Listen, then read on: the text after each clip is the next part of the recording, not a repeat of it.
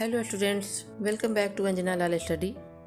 Students, मेरे आज के वीडियो का टॉपिक है दहेज प्रथा, जो आज हमारे देश की एक बहुत बड़ी समस्या है। तो वीडियो स्टार्ट करती हूँ। सबसे पहले लिखेंगे रूपरेखा। रूपरेखा में लिखेंगे प्रस्तावना, दहेज प्रथा का अर्थ, दहेज प्रथा का कारण, दहेज प्रथा का इतिहास, दहेज प्रथा को रोकने के उपाय, दहेज प्रथा एक अभिशाप और अंत में लिखेंगे उपसंहार। स्टूडेंट्स, वीडियो पसंद आए तो लाइक, कमेंट एंड शेयर कीजिएगा और चैनल पर नए हैं तो सब्सक्राइब कर दीजिएगा। साथ ही बेल आइकन को प्रेस करना कभी नहीं भूलिएगा। तो चलिए लिखते हैं। प्रस्तावना में लिखेंगे दहेज प्रथा हमारे देश में फैली बुराइयों में से एक है। यह देश में पुरातन काल से ही चली आ रही है। दहेज से तात्पर्य उस संपत्ति तथा धन से है जो एक लड़की विवाह के बाद अपने साथ अपने ससुराल लेकर आती है। इसके अलावा हम कह सकते हैं कि ऐसा विवाह जिसमें दुल्हन के परिवार के द्वारा दूल्हे के परिवार को नकदी, उपहार और अन्य कीमती चीज़ें दी जाती है, उसे दहेज कहते हैं। प्राचीन काल से ही दहेज प्रथा हमारे समाज में प्रचलित है। यह बेटियों को आत्मनिर्भर और आर्थिक मदद करने के रूप में शुरू हुई थी, क्योंकि ये विवाह के बाद नए स्थान पर नए तरीके से अपना जीवन शुरू करती हैं। लेकिन समय बीतने के साथ महिलाओं की मदद करने की वजह दहेज प्रथा में बदल गई। अब उपहार दूल्हा और उसके माता पिता या उसके रिश्तेदारों को दिए जाते हैं। शादियों में दिए जाने वाले सभी उपहार दहेज की श्रेणी में आते हैं। दहेज प्रथा की बदलो सोच, बेटी को मत समझो बोझ। इसके बाद लिखेंगे दहेज का अर्थ।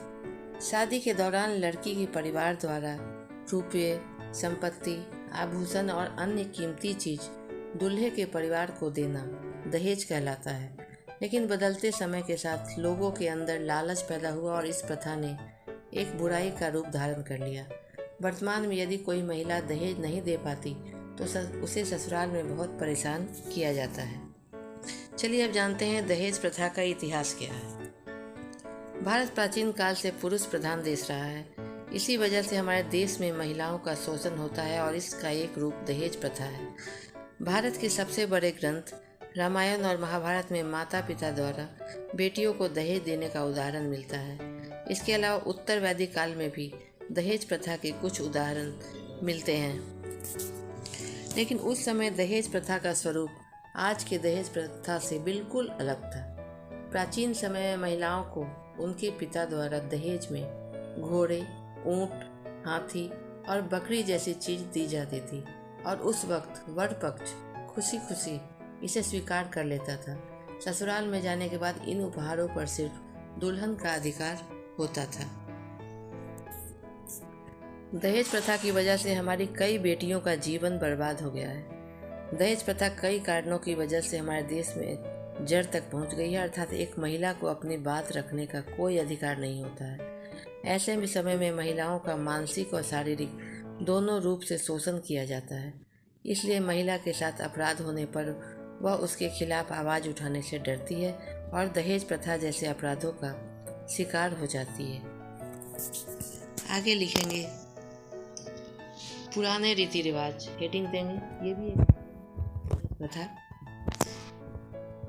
जैसे कि अगर लड़की वाले दहेज देने से मना करे तो सिर्फ उनको यह कहना है कि यह तो हमारे पूर्वजों की परंपरा है और फिर लड़की वाले को दहेज देना पड़ता है। शिक्षा भी दहेज प्रथा फैलाने का एक बड़ा कारण है। भारत में अशिक्षित लोगों की संख्या बहुत ज़्यादा है।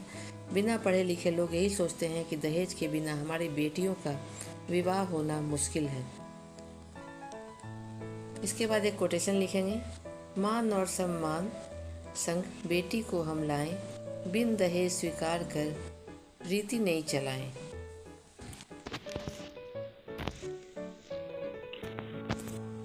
अब लिखते हैं दहेज प्रथा को रोकने के उपाय।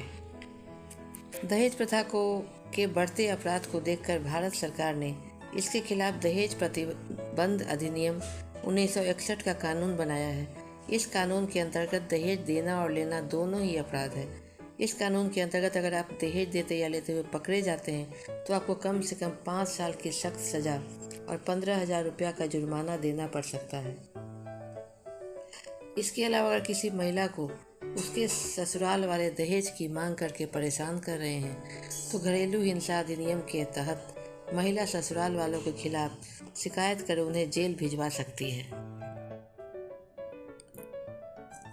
दहेज प्रथा को रोकने के लिए हमें महिला शिक्षा को बढ़ावा देना होगा।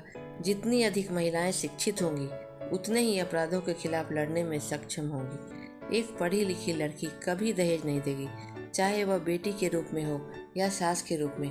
इसके साथ साथ हमें लड़का लड़की में भेदभाव बंद करके देश में लैंगिक समानता लानी होगी। हमें दोनों को समान अधिकार और प्यार देना है, क्योंकि जब तक हम लड़का लड़की में भेदभाव करते रहेंगे, तब तक दहेज प्रथा को भी बढ़ावा मिलता रहेगा। हम सभी को मिलकर इस प्रथा के खिलाफ आवाज़ उठानी होगी। इसके साथ साथ हमें लोगों को समझाना होगा कि दहेज सिर्फ प्रेम का उपहार है, ज़बरदस्ती से खींच लेने वाली संपत्ति नहीं। तभी हम दहेज प्रथा को जड़ से ख़त्म कर सकते हैं।